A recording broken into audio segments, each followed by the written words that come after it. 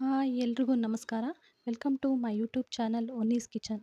ಇವತ್ತು ನಾನು ನಿಮ್ಮ ಒನ್ನೀಸ್ ಕಿಚನ್ನಲ್ಲಿ ತುಂಬ ಎಲ್ಲರಿಗೂ ಇಷ್ಟ ಆಗುವಂಥ ಒಂದೊಳ್ಳೆ ಚಿಕನ್ ಬಿರಿಯಾನಿ ಮಾಡೋದು ಹೇಗೆ ಅಂತ ತೋರಿಸ್ತೀನಿ.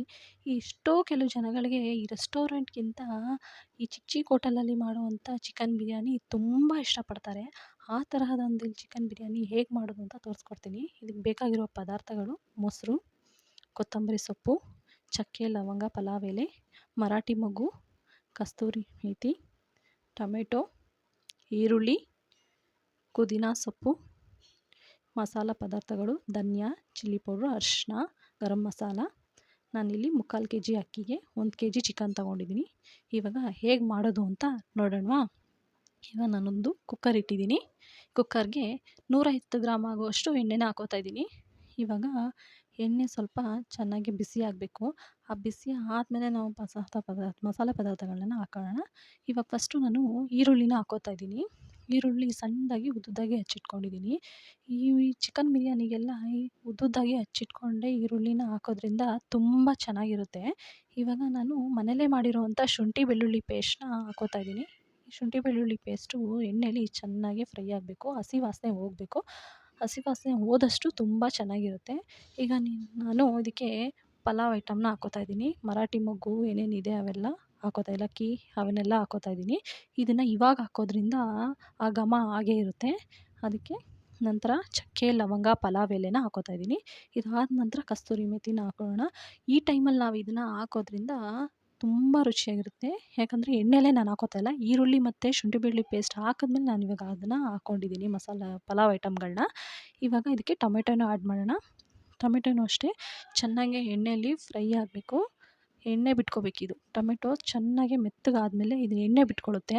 ಎಣ್ಣೆ ಬಿಟ್ಕೊಂಡ್ಮೇಲೆ ಗೊತ್ತಾಗುತ್ತೆ ಈ ಟೊಮೆಟೊ ತುಂಬ ಚೆನ್ನಾಗಿ ಫ್ರೈ ಆಗಿದೆ ಅಂತ. ಇವಾಗ ನೋಡಿ ಅದು ಎಣ್ಣೆ ಬಿಟ್ಕೊತಿದೆ.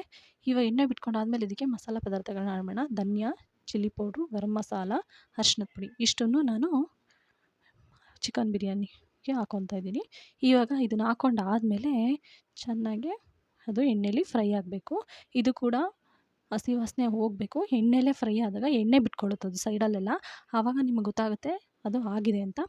ಇವಾಗ ನಾನು 1 kg ಚಿಕನ್ನ ಚೆನ್ನಾಗಿ 7-8 ಸಲ ತೊಳೆದು ನೀರನ್ನೆಲ್ಲ ಹಿಂಡಿ ಹಾಕ್ಕೊತಾ ಇದ್ದೀನಿ.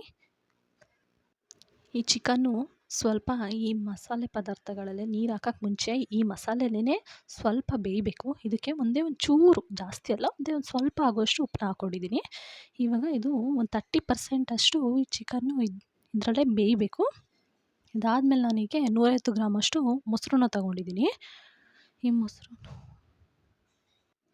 ಮೊಸರು ಹಾಕೋದ್ರಿಂದ ಈ ಚಿಕನ್ ಬಿರಿಯಾನಿಗೆ ಹುಳಿ, ಉಪ್ಪು, ಖಾರ ಎಲ್ಲ ಪರ್ಫೆಕ್ಟಾಗಿದ್ದರೆ ಅಲ್ವಾ ಒಂದು ಅಡುಗೆ ಚೆನ್ನಾಗಿ ಬರೋದು. ಹಾಗಾಗಿ ನಾನು ಇದಕ್ಕೆ ಇವಾಗ ಪುದೀನ ಸೊಪ್ಪನ್ನ, ಕೊತ್ತಂಬರಿ ಸೊಪ್ಪನ್ನ ಹಾಕ್ಕೊತಾ ಇದ್ದೀನಿ. ಇದು ಕೂಡ ಎಣ್ಣೆಯಲ್ಲಿ ಚೆನ್ನಾಗಿ ಫ್ರೈ ಆಗಿ ಬರಬೇಕು. ಇವಾಗ 3/4 kg ಅಕ್ಕಿನ ತೊಳೆದು ನೆನೆಸಿಟ್ಟಿದ್ದೆ ಒಂದು 10 ನಿಮಿಷ ಅಷ್ಟೇ. ಇವಾಗ ಅದನ್ನು ಅಕ್ಕಿ ಹಾಕ್ಕೋತಾ ಇದ್ದೀನಿ ನಾನೀಗ. ಅಕ್ಕಿ ಹಾಕ್ಕೊಂಡಿದ ನಂತರ ಇದಕ್ಕೆ 3/4 kg ಆಗೋಷ್ಟು ನಾನು ಅಕ್ಕಿ ತೊಗೊಂಡಿದ್ದೆ. ಇವಾಗ ಮೀಡಿಯಮ್ ಸೈಜಷ್ಟು 5 ಲೋಟದಷ್ಟು ನೀರು ಹಾಕ್ಕೊತಾ ಇದ್ದೀನಿ. 5 ಲೋಟ ನೀರು ಹಾಕ್ಕೊಂಡಿದ್ದೀನಿ. ಇವಾಗ ಇದಕ್ಕೆ ನಾವು ಸ್ವಲ್ಪ ರುಚಿಗೆ ತಕ್ಕಷ್ಟು ಉಪ್ಪನ್ನ ಹಾಕೊಳ್ಳೋಣ.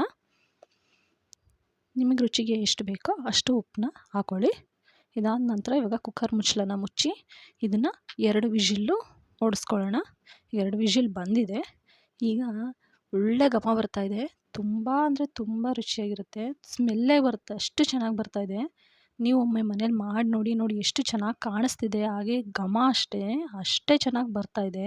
ಓಪನ್ ಮಾಡಿದ ತಕ್ಷಣ ತುಂಬ ಚೆನ್ನಾಗಿರುತ್ತೆ. ಆ ಚಿಕ್ಕ ಹೋಟೆಲ್ಗಳಲ್ಲಿ ಇಷ್ಟಪಡುವಂಥ ಬಿರಿಯಾನಿ ತುಂಬ ಜನಕ್ಕೆ ಇಷ್ಟ ಆಗುತ್ತೆ. ಅದೇ ಥರನೇ ಇರುತ್ತೆ. ನೀವು ಒಮ್ಮೆ ಮನೇಲಿ ಟ್ರೈ ಮಾಡಿ ನೋಡಿ. ಈ ರೆಸ್ಟೋರೆಂಟ್ಗಿಂತ ಚಿಕ್ಕ ಚಿಕ್ಕ ಹೋಟ್ಲುಗಳಲ್ಲಿ ಮಾಡುವಂಥ ಬಿರಿಯಾನಿನ ತುಂಬ ಜನ ಇಷ್ಟಪಡ್ತಾರೆ. ನಾನು ಕೂಡ ಅಷ್ಟೇ. ದೊಡ್ಡ ಹೋಟೆಲ್ ರೆಸ್ಟೋರೆಂಟ್ಗಿಂತ ಈ ಚಿಕ್ಕ ಚಿಕ್ಕ ಹೋಟ್ಲುಗಳಲ್ಲಿ ಮಾಡುವಂಥ ಫುಡ್ನ ತುಂಬಾ ಇಷ್ಟಪಡ್ತೀನಿ. ಹಾಗೆ ಎಷ್ಟೋ ಜನಕ್ಕೂ ಕೂಡ ಇಷ್ಟ ಆಗುತ್ತೆ. ಅದೇ ತರಹ ಮಾಡುವಂಥ ಚಿಕನ್ ಬಿರಿಯಾನಿ ಇವತ್ತು ಮನೆಯಲ್ಲೇ ಮಾಡೋದು ಹೇಗೆ ಅನ್ನೋದನ್ನು ನಾನು ಇವತ್ತು ನಿಮಗೆ ತೋರಿಸ್ಕೊಂಡಿದ್ದೀನಿ. ಈ ರೆಸಿಪಿ ನಿಮಗೆ ಇಷ್ಟ ಆಗಿದ್ದರೆ ಲೈಕ್ ಮಾಡಿ, ಶೇರ್ ಮಾಡಿ, ಸಬ್ಸ್ಕ್ರೈಬ್ ಮಾಡಿ. ಪಕ್ಕದಲ್ಲಿರೋ ಬೆಲ್ ಐಕನ್ ಮಾತ್ರ ಪ್ರೆಸ್ ಮಾಡೋದು ಮರಿಬೇಡಿ. ನಾನು ನಿಮ್ಗೆ ಸಿಗ್ತೀನಿ ಮುಂದಿನ ವಿಡಿಯೋ.